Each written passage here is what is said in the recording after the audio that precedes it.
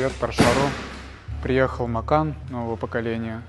У него пробег перевалил за 60 тысяч, и делаем плановое БТО. То есть меняем масла в раздатке, в редукторе, в коробке. Попросили без масла двигателя.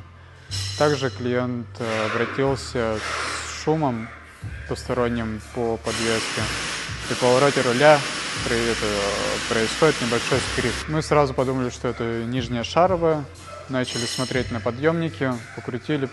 И прямо под машиной начали слушать. Как оказывается, это была не шаровая, а что-то выше. Когда начали крутить второй раз, звук пропал. По итогу план такой: мы сейчас доделываем БТО, едем кататься, проверять все, опять искать этот звук, потом опять едем на подъемник, диагностируем еще раз.